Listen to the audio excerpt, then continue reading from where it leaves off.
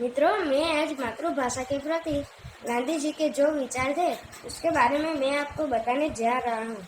गांधी जी ने अपने पुस्तक मेरे सपनों का भारत में लिखा है कि अंग्रेजी माध्यम में पढ़ना या पढ़ाना एक तरह की गुलामी ही है। अपनी मातृभाषा तो हमारी माँ की तरह है।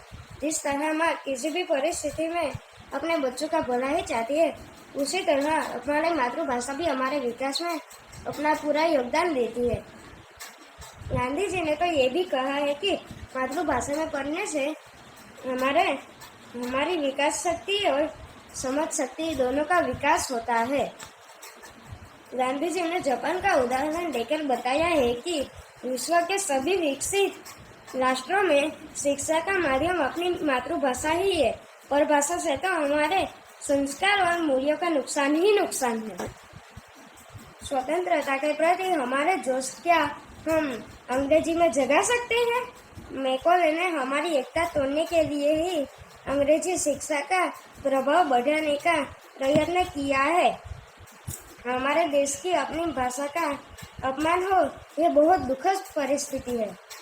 गांधी जी ने तो कहा है कि मेरी मातृभाषा चाहे कितनी भी अधूरी हो, लेकिन जिस तरह एक बच्चा अपनी माँ को नहीं छोड़ता, उसी तरह मैं भी अपनी मातृभाषा को नहीं छोड़ता। मेरे जीवन को इससे पोषने वाला दूध इससे अच्छा मुझे और कहाँ मिलेगा। मित्रों, हमारे पूर्व राष्ट्रपति एवं वैज्ञानिक डॉक्टर अब्दुल कलाम जी ने कहा है कि मैं वैज्ञानिक बन सका क्योंकि मैंने अपने मातृभाषा में पढ़ाई की है। तो आओ हम सब अपनी मातृभाषा के प्रति अपना कर्तव्य निभाए। अंत में मैं अपनी मातृभाषा